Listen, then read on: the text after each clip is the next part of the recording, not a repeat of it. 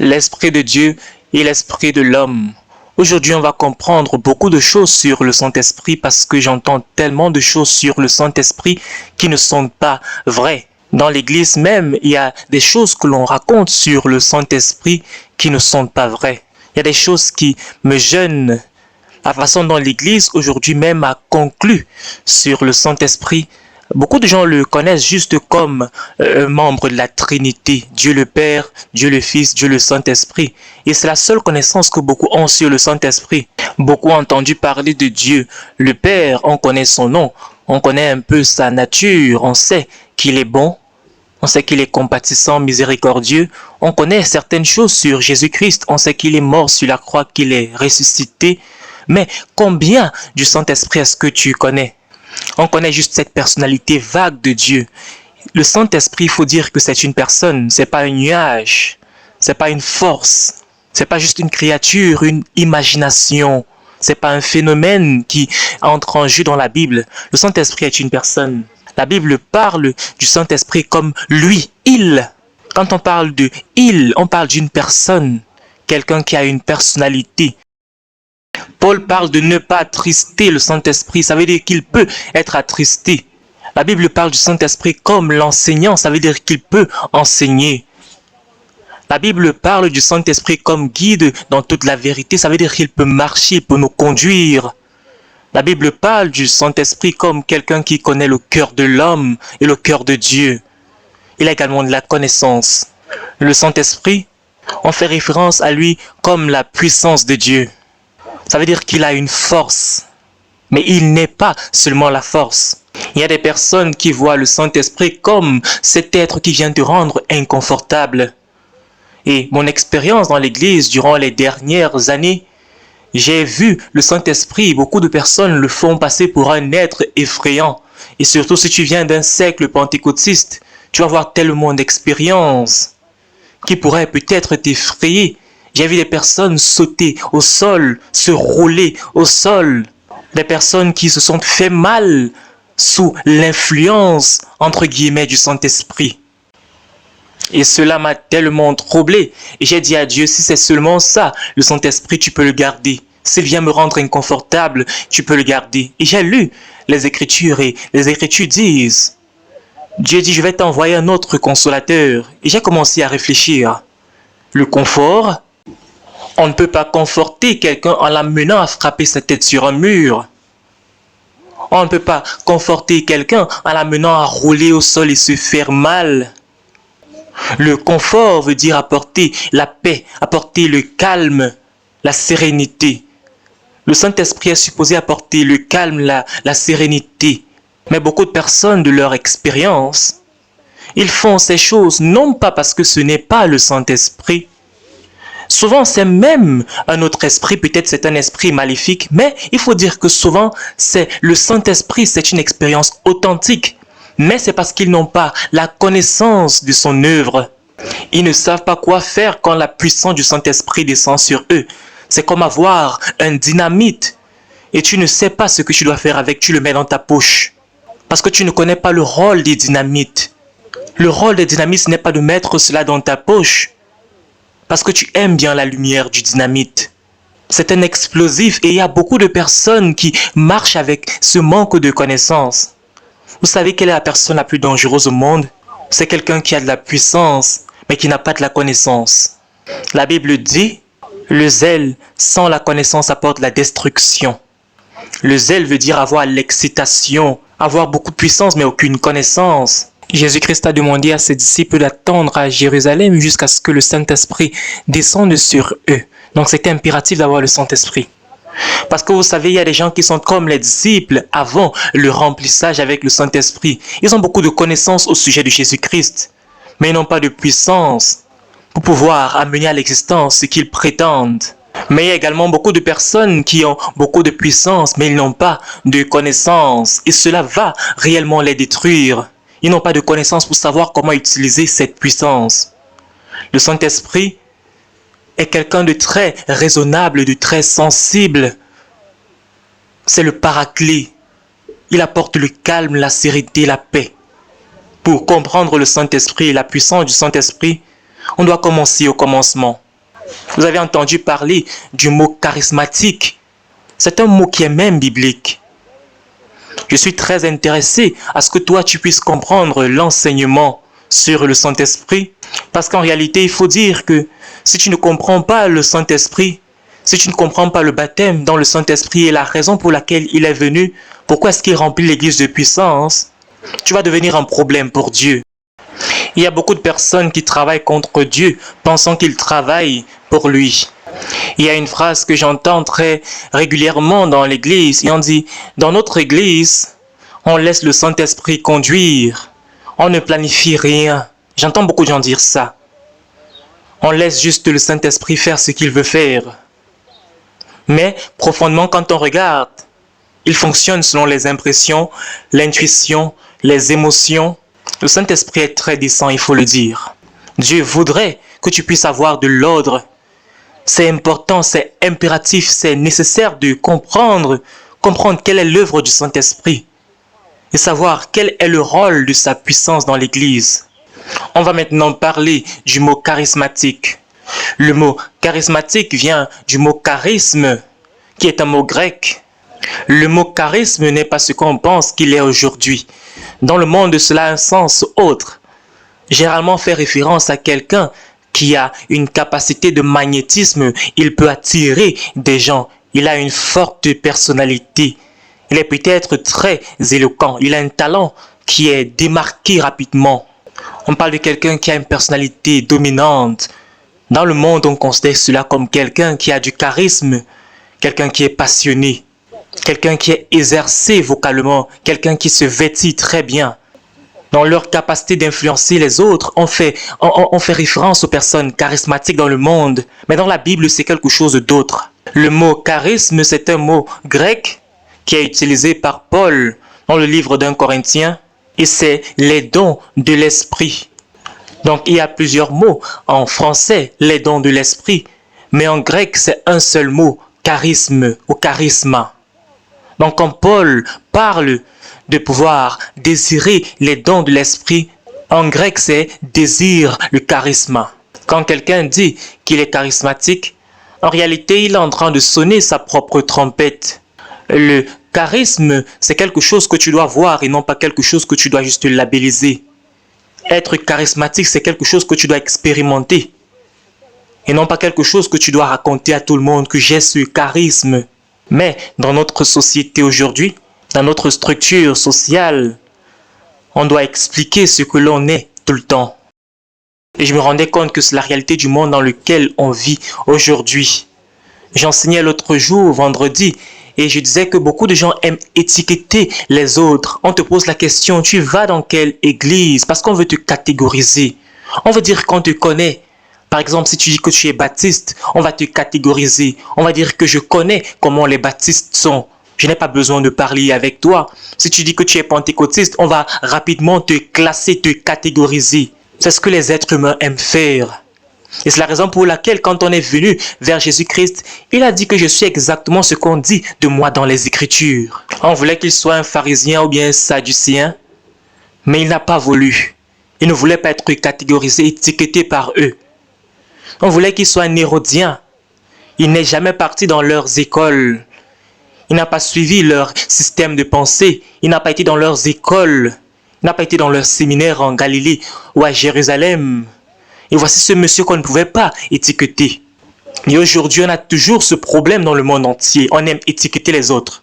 Si quelqu'un te demande qu'est-ce que tu fais, ce qu'on veut savoir, c'est où est-ce que tu travailles. Si tu dis que tu es plombier, on a déjà une idée fixée de ce qu'est un plombier. On pense à des tuyaux, on pense à des robinets. Si tu dis que tu es charpentier, on voit des marteaux, on voit des clous, on voit des scies et tout cela. On essaye de te mettre dans une boîte, de te catégoriser, de te définir. Et malheureusement, les gens font la même chose avec le Saint-Esprit. On veut mettre le Saint-Esprit dans une boîte. On veut dire que voici ce que le Saint-Esprit peut faire et voici ce que le Saint-Esprit ne peut pas faire. Il y a des gens qui vont dire, vous voyez ces personnes qui se comportent comme ça, de cette façon, sous l'emprise du Saint-Esprit, ce sont des chrétiens charismatiques. Et moi je dis non, ce ne sont pas des chrétiens charismatiques. Ils expérimentent juste le charisme, les dons de l'Esprit, juste ça. Quand on te pose la question, tu es de quelle église? Ta réponse est, je suis l'église. Est-ce qu'on est ensemble? Parce que la Bible dit, Nous sommes le corps de Christ. Nous sommes des temples, les temples du Saint-Esprit. Nous sommes l'Église. Mais tu connais de quoi je parle, Dr. Miles? Quelle est ta dénomination? Je ne dénomme pas. Parlons selon les termes de Dieu. Je suis l'Église. Gloire à Dieu. Le mot charisme ou charisma veut simplement dire les dons de Dieu ou les dons venant de Dieu. Le mot charisme veut également dire la faveur venant de Dieu. Et la Bible décrit cela très clairement. Ceci ne fait pas référence à quelque chose d'individuel ou bien de ce que quelqu'un est très intelligent ou bien a un talent. Cela n'a rien à voir avec l'intellect. Il y a beaucoup de personnes très instruites aujourd'hui dans le monde et ils peuvent se lever et vous donner une bonne présentation très claire sur des aspects théologiques, mais cela dénué de tout sens. Mais en ce qui concerne l'onction, ils sont vides. La dernière chose dont l'Église a besoin aujourd'hui, ce sont des orateurs. Parce qu'on a des démons qui sont là. Ils sont là pour détruire. Et ils n'ont pas peur, ils ne sont pas impressionnés par des discours. On a besoin de la parole de Dieu et l'onction, la puissance du Saint-Esprit. Ce charisme est toujours utilisé en référence au Saint-Esprit, comme Dieu aimant un être humain. Quand Dieu déverse ses dons. Est-ce qu'on peut ouvrir nos Bibles dans Genèse au chapitre 1 et parlons du charisme du Saint-Esprit. Genèse au chapitre 1. On va d'abord parler de l'Esprit de Dieu. Le verset 1. Dès le début, le Saint-Esprit se trouvait déjà. On voit une œuvre puissante du Saint-Esprit. Au commencement, Dieu créa le ciel et la terre. Et remarquez qu'après cette phrase-là, il y a un point. Il n'y a pas un point virgule ou bien une virgule. Il y a un point. Il y a une raison pour ce point. Parce que cette phrase, c'est la fin d'une pensée, c'est un fait. Cette première phrase dans l'Écriture est en train de dire « Dieu a créé le ciel et la terre, point ».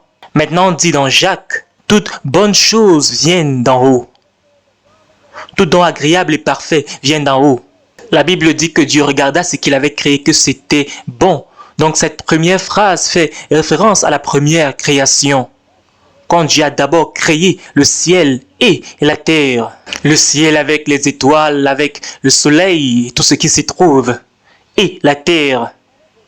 Et c'était bon. La deuxième phrase dans l'Écriture dit ceci. La terre était informe et vide, remplie de ténèbres et le chaos.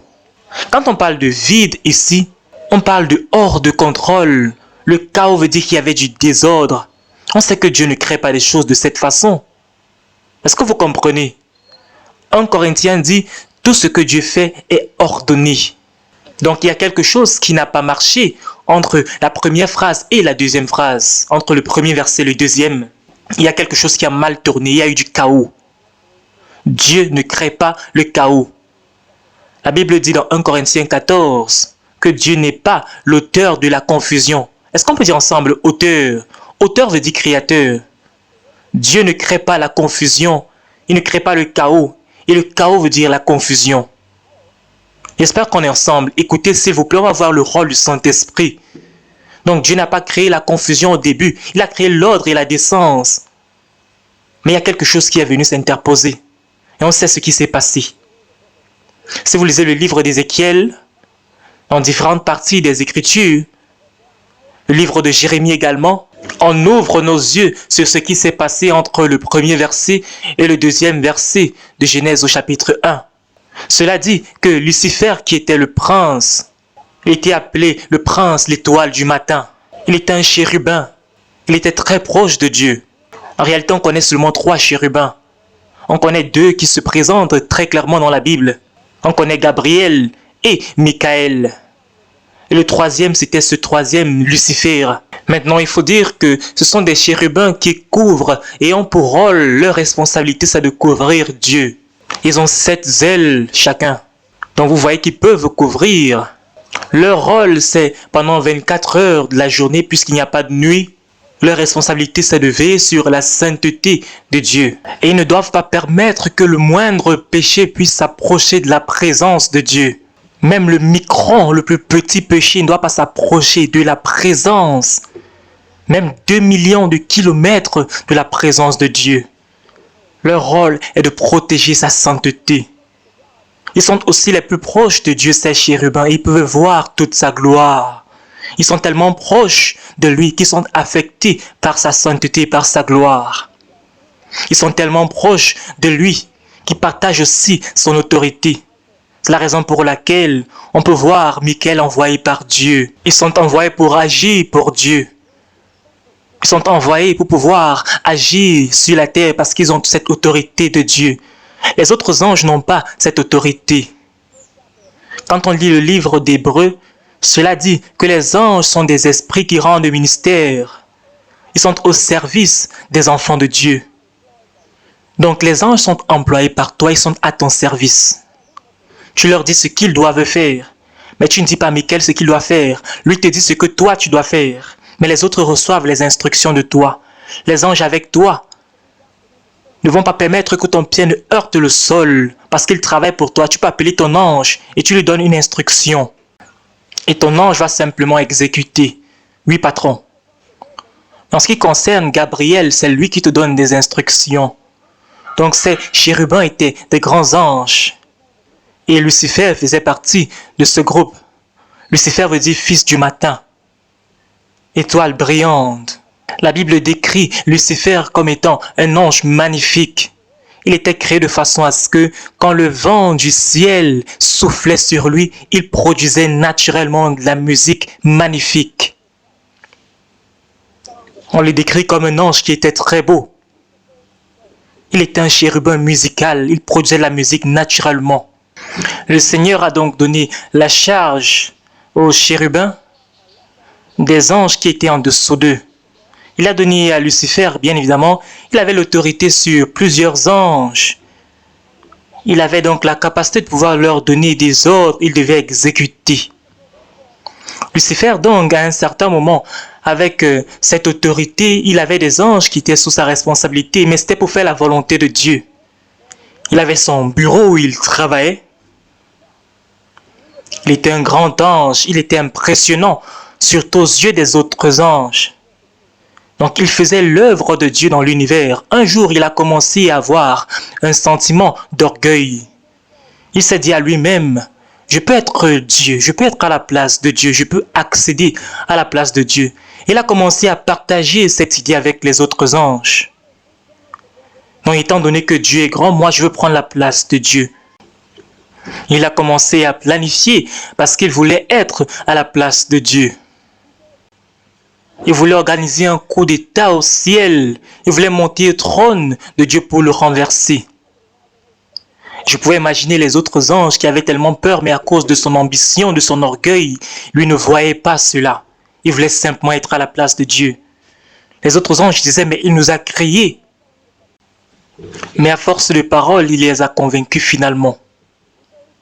Et ils ont accepté de participer à ce coup d'état qui a fini par manquer.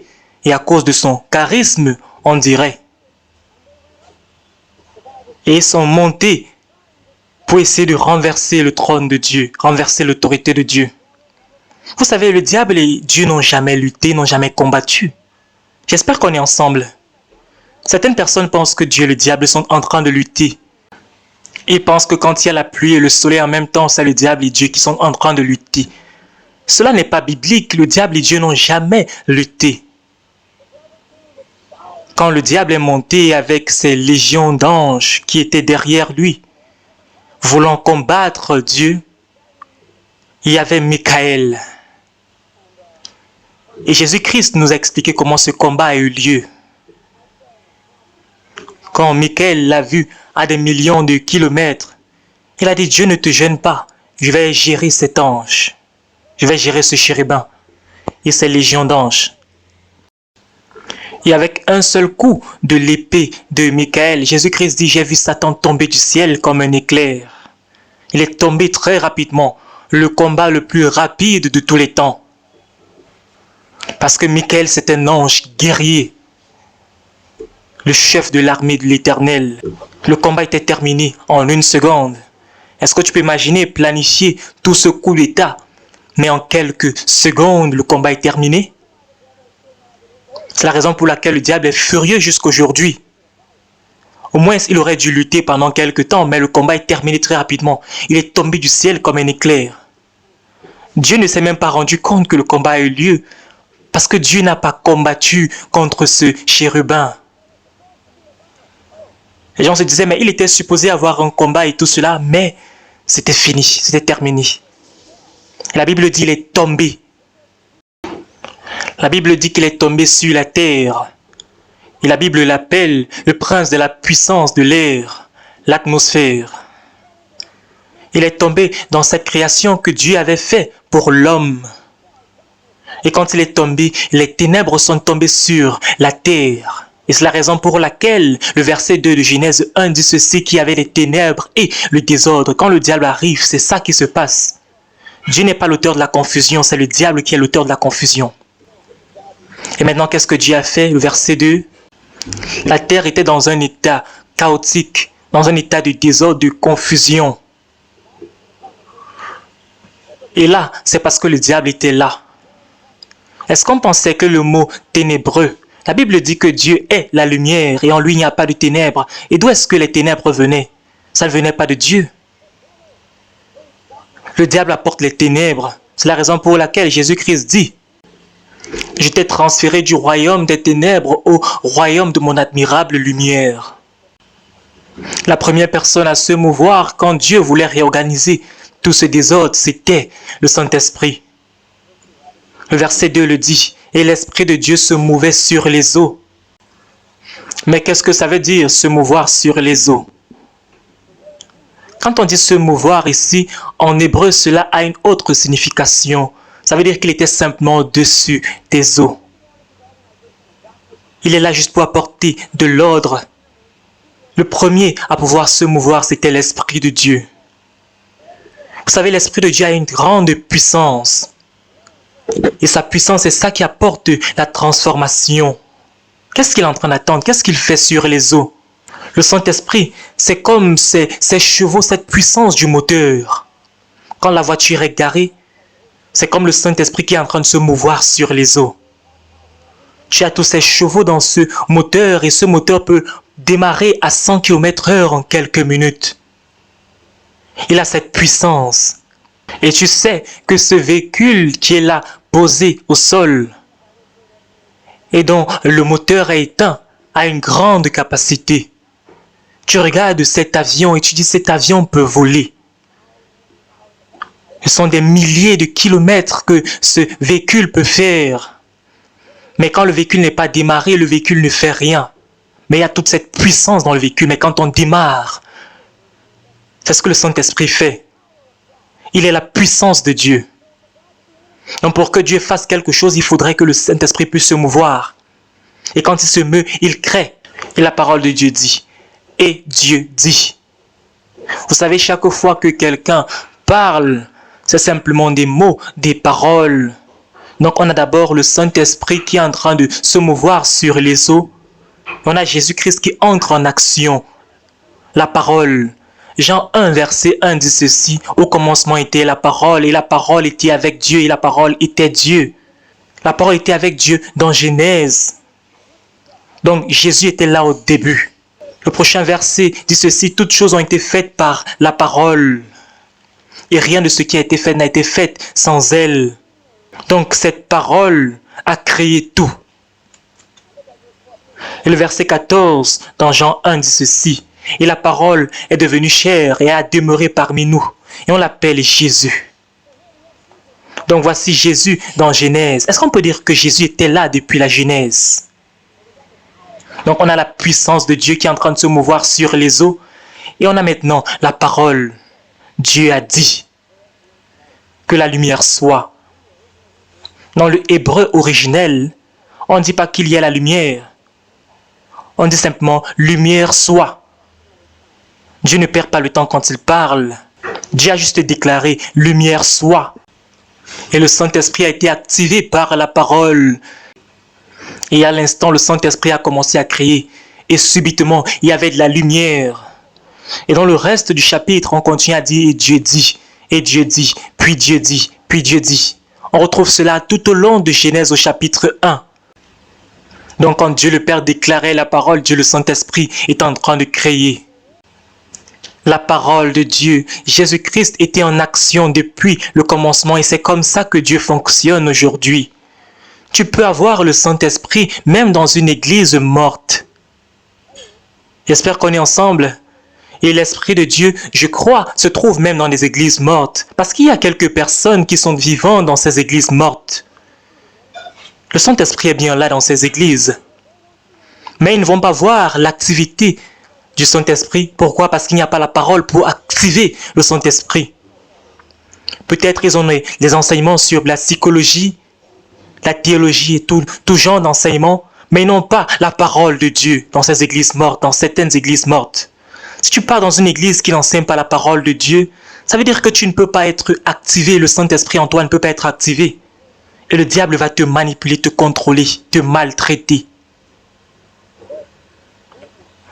Le premier mouvement, c'est toujours par le Saint-Esprit. Et quand tu regardes tous les passages bibliques, le Saint-Esprit est en train de se mouvoir en premier. En d'autres termes, il est le capitaine.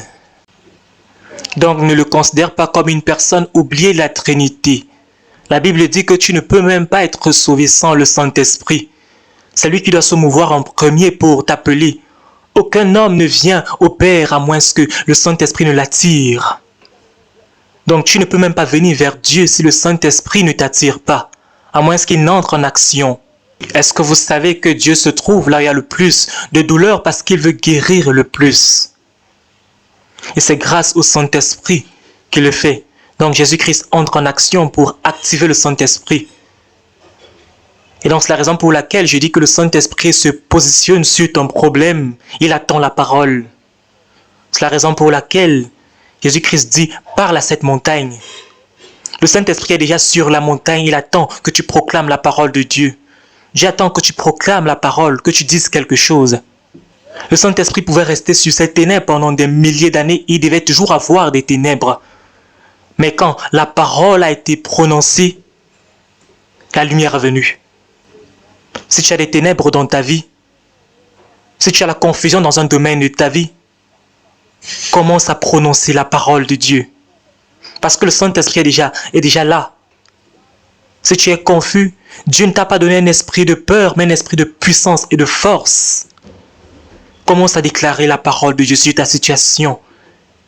Et le Saint-Esprit va être activé par cette parole pour pouvoir transformer ta situation. Dieu a réorganisé tout après Genèse 2. Remarquez que les Écritures ne disent pas que Dieu a créé l'homme dans la mesure où Dieu a créé l'homme à partir de rien. En réalité, en hébreu, le mot faire et le mot créer sont différents. Dans Genèse 1, 26, la Bible dit que Dieu a dit, faisons l'homme à notre image. Le mot créer et faire en hébreu sont différents.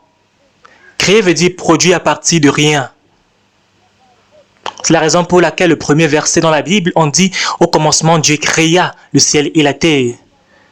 Mais quand on parle de la création de l'homme, le mot utilisé c'est Dieu a façonné, Dieu a fait l'homme. Dieu a fait l'homme à partir de la poussière de la terre. Ah, c'est l'homme physique. Donc, dans Genèse 1, 26, Dieu a dit, faisons l'homme à notre image et à notre ressemblance. La Bible continue en disant qu'il puisse dominer sur tous les oiseaux du ciel, sur tous les poissons de la mer et sur toute la terre. Nous avons été créés pour être des petits dieux sur la terre. Voici Dieu qui est en train de travailler en tant que la Trinité. On a le Père, on a le Saint-Esprit et on a la parole.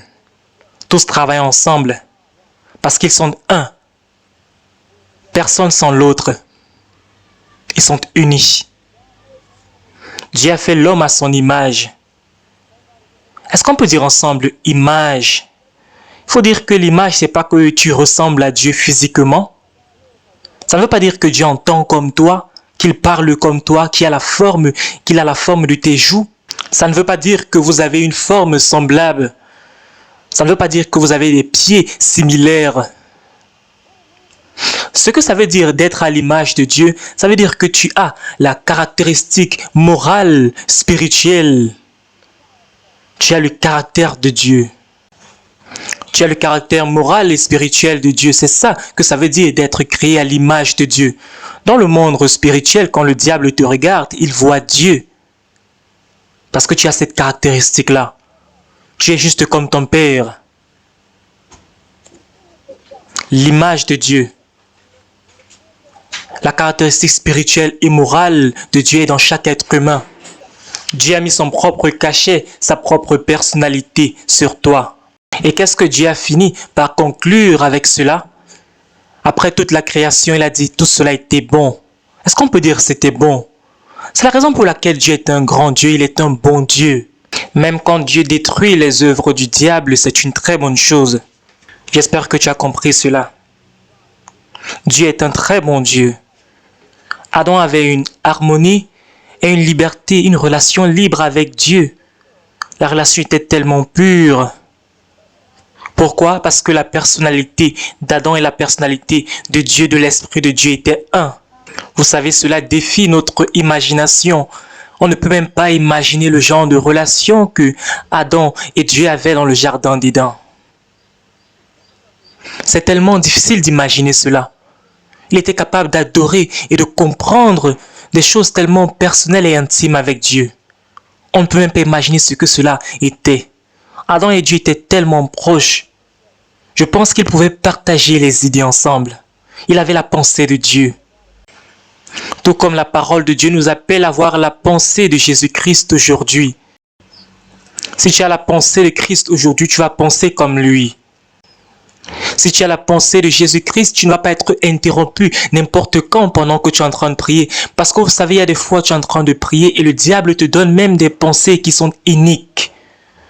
Et ces pensées viennent interrompre la relation que tu as avec Dieu pendant que tu es en train de prier. Et des fois tu es en train de prier à Dieu, au Dieu saint, et il envoie des pensées impudiques. Je sais que cela est arrivé déjà à plusieurs frères, à plusieurs d'entre vous qui écoutez ce message.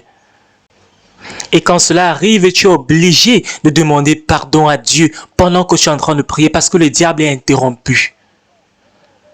Tu dois partir maintenant prier pour demander pardon à Dieu. C'est la raison pour laquelle c'est important d'avoir la pensée de Jésus-Christ. Vous savez, si vous aviez la pensée de Christ, vous n'avez même pas besoin de parler parce qu'il y a cette communion à l'intérieur. Parce qu'en réalité, le diable ne sait rien jusqu'à ce que vous parlez. Et c'est la vérité. Donc si vous ne dites rien, il ne peut rien attaquer. C'est la raison pour laquelle la Bible nous demande d'être lent à parler. Également, la Bible nous dit que la vie et la mort sont au pouvoir de la langue. Le diable attend à ce que tu puisses parler. Donc Adam et Ève avec cette relation avec Dieu qui était tellement intime. Genèse 2, verset 7.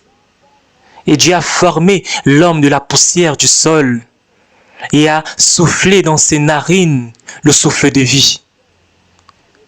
Et l'homme est devenu une âme vivante. Adam était un homme entier en harmonie parfaite avec Dieu et en harmonie parfaite avec lui-même. Et quand on lit ce passage, bien souvent on ne comprend pas. Dieu a formé l'homme à partir de la poussière. Ça, c'est la partie corps.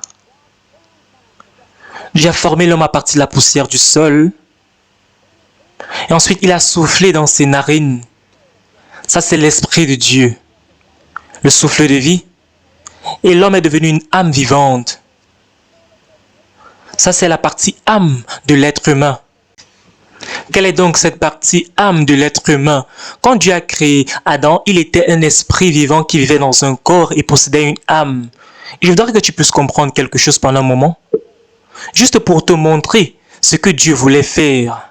Donc il faut dire que dans le jardin, l'Esprit de Dieu, le Saint-Esprit vivait dans l'esprit de l'homme. Et c'est de cette façon que l'esprit de l'homme était contrôlé. L'homme était supposé faire la volonté de Dieu à partir de son esprit. Puis on a le deuxième élément qui est l'âme. L'âme est constituée de la volonté, les émotions, la pensée. Et tout cela constitue l'âme. Donc quand quelqu'un dit j'ai une âme, la personne est en train de dire j'ai une volonté, une pensée et j'ai des émotions. Donc quand Adam a été créé, Adam avait un corps, il avait une âme, mais une âme qui n'était pas encore vivante. Sa volonté n'était pas encore vivante parce que Dieu nous donne cette volonté. Sa pensée n'était pas encore vivante, c'est Dieu qui vivifie cela. Et ses émotions n'étaient pas encore vivantes. Et quand Dieu a soufflé dans l'homme le souffle de vie, l'esprit de l'homme a été vivant, Le Saint-Esprit de Dieu a vivifié le corps de l'homme. Et maintenant, l'homme est devenu un être humain qui est vivant, avec des émotions, avec une pensée, avec une volonté. Donc l'âme est là pour contrôler le corps. L'homme a donc été créé à l'image de Dieu. Le plan de Dieu était donc que l'esprit de l'homme devait être contrôlé par l'esprit de Dieu. Et l'esprit de l'homme devait donner des instructions à l'âme de l'homme. Il devait faire tout cela dans la volonté de Dieu. Et par cela, il devait informer la pensée, la volonté devait informer la pensée de l'homme. Et ensuite, les émotions devaient dire au corps ce qu'il fallait faire. C'était l'intention de Dieu. Est-ce qu'on peut dire ensemble, je suis un esprit? Tu es un esprit. Tu n'es pas la chair et le sang. Tu vis dans cette chair et dans ce sang. Et tu n'es pas une âme. Tu possèdes une âme. Et tu vas posséder ton âme pour toujours. Donc ce que tu mets dans ton âme est très important. Cela affecte ta vie. Une fois, les pharisiens ont dit à Jésus-Christ que si un homme commet l'adultère, cela est le péché, c'est-à-dire que si on l'attrape avec une femme dans un lit, cela est un péché. Mais Jésus-Christ a dit non, le péché c'est bien avant cela. Il suffit même seulement de penser à l'acte et tu as déjà commis le péché. Et la pensée se trouve dans l'âme. C'est à ce moment où l'impression se fait. Cela commence à affecter ton âme. Donc ton corps est simplement un tas de chair. Si tu regardes cela de cette façon, tu ne dois pas être contrôlé par ta chair, par ton corps.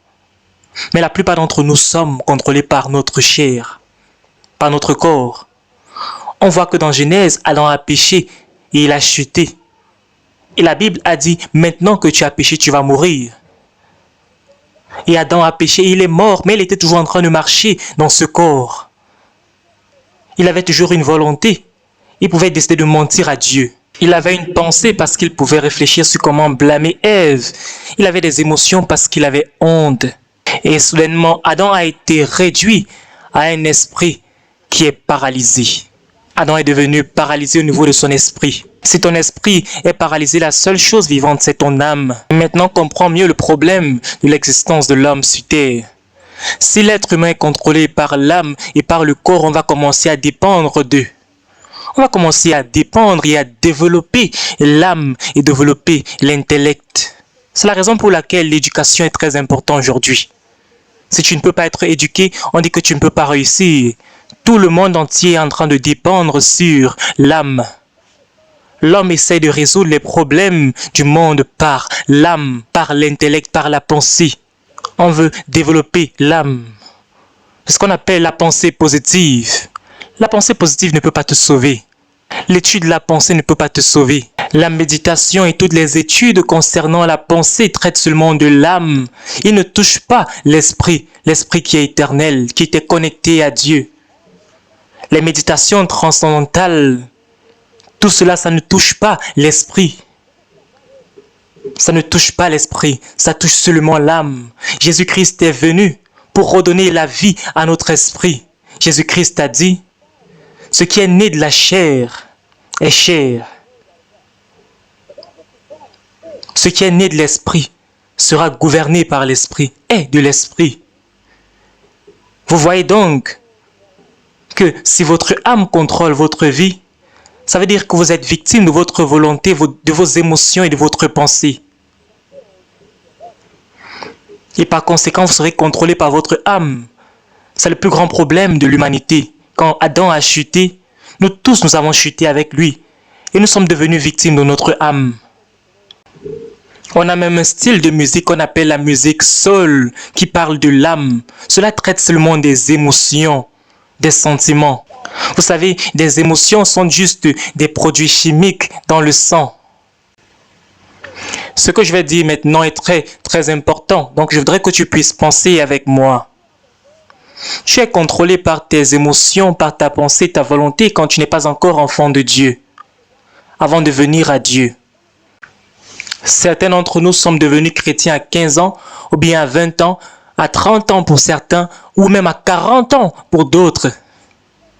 Donc pendant 40 ans, par exemple, tu as été contrôlé par tes émotions, par ta pensée, par ta volonté. Et soudainement, quand tu deviens un chrétien, il souffle à nouveau dans ton esprit est vivifié. Et donc la première chose à être contre, c'est ton âme, parce que tu as contrôlé pendant 40 ans. Ton âme ne peut pas permettre que ton esprit recommence à gouverner, il ne veut pas. C'est la raison pour laquelle il s'oppose.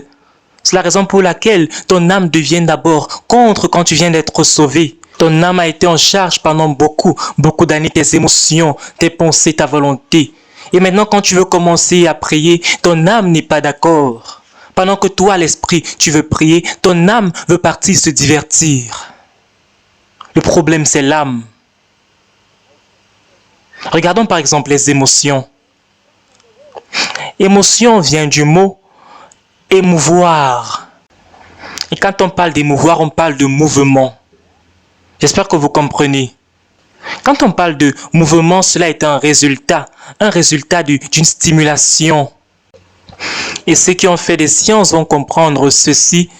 Quand on parle de stimuler, il y a des choses qui affectent d'autres choses. Donc les émotions sont des résultats des produits chimiques dans le sang. C'est ce qu'on décrit les sentiments, ce qu'on utilise pour décrire les sentiments. Un sentiment, c'est simplement une réaction chimique qui donne des commandes à ton cerveau. Il y a beaucoup de personnes qui prient, par exemple, quand ils sentent l'envie de prier. Si vous attendez de ressentir le besoin ou le désir de prier, c'est que le diable va vraiment vous détruire parce que vous n'allez pas toujours avoir ce besoin, ce désir, le sentiment de vouloir prier. Le diable va vous enfoncer. Parce que la plupart du temps même, vous ne voulez pas prier. Vous n'avez pas le sentiment de vouloir prier. Je suis un témoignage de cela. Il est difficile pour toi de ressentir ce besoin. Tu peux avoir envie, mais ta chair ne coopère pas avec cela. Si tu dois attendre que tes émotions puissent participer à l'envie, le désir de prier, ça veut dire que tu vas attendre très longtemps. Si tu vas être stimulé pour pouvoir prier, c'est que tu ne vas jamais prier. Les sentiments sont des résultats des produits chimiques. Et ces produits chimiques dans le sang ou les hormones dépendent de tes pensées. Il faut dire que ta pensée et tes émotions sont interconnectées. Quand tu penses quelque chose, tu vas ressentir d'une certaine façon et tu vas prendre une décision, la volonté. C'est pour cela que c'est l'âme. Par exemple, au travers de ta volonté, tu peux imaginer qu'il y a un bandit qui est dans le noir, qui est sur ton chemin et il va te faire du mal. Tu peux décider de ne pas penser ou tu peux décider de penser. C'est le fruit de ta volonté. Maintenant, ta pensée entre en jeu. Tu commences à imaginer qu'il a un gros couteau et qu'il va te faire du mal et qu'il est costaud et qu'il va t'agresser, il va te détruire. Il pourrait même te tuer. Ça, c'est l'œuvre de la pensée qui ajoute à la volonté. Et maintenant, les émotions entrent en jeu. Tu commences à avoir peur. On te demande, comment est-ce que tu te sens? Tu dis, j'ai tellement peur. Je me sens effrayé. Et tout cela à cause de quelque chose que tu as décidé d'imaginer qui n'est même pas réel. Mais les émotions semblent tellement réelles. C'est juste des produits chimiques dans ton sang. Et tu vois bien que tout cela part de ta volonté. Certains d'entre vous connaissez les hormones qu'on appelle l'adrénaline. Et ces émotions dépendent de ce que tu es en train de ressentir. Si tu as un sentiment de peur, l'adrénaline va monter. Tu peux avoir une situation d'excitation et les émotions entrent en jeu. Tout cela, c'est juste des émotions. Et ce n'est même pas vrai, très souvent. Ne faites pas confiance à vos émotions. Maintenant, imaginez d'avoir toute votre vie contrôlée par cette chose, par cette situation. C'est ce que beaucoup de personnes vivent aujourd'hui. C'est exactement ça qui est le problème de l'être humain.